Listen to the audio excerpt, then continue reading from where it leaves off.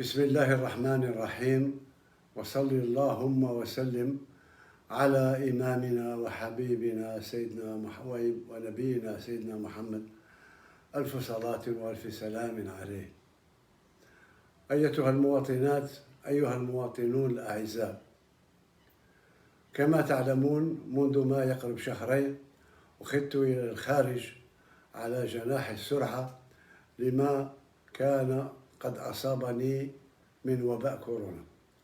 اليوم الحمد لله بفضل الله عز وجل وعيانته ولطفه في القضاء والقدر، وبفضل كذلك أطبائنا في المستشفى العسكري والأطباء الألمان، الحمد لله طريق تعافي بدأت فيه.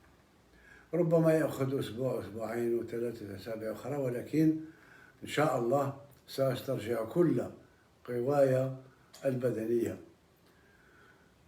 بعدي عن الوطن ليس معناه نسيان الوطن، فأنا أتابع يوميا إن لم أقل ساعة بساعة كل ما يجري في الوطن، وعند الضرورة أسدي تعليمات إلى الرئاسة.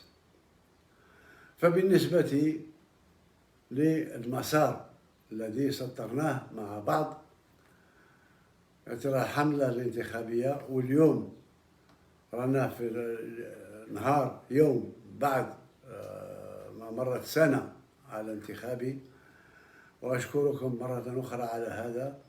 إذن بالنسبة للانتخابات طلبت من الرئاسة أن يشوفوا مع اللجنة هذه مكلفة بالانتخابات بتحرير قانون الانتخابات الجديد، وباش يكون واجد في أقرب وقت. أتمنى 10 أيام ولا 15 يوم، ولكن في أقرب وقت باش ننطلق في العملية التي تأتي بعد الدستور. بالنسبة لفيروس كورونا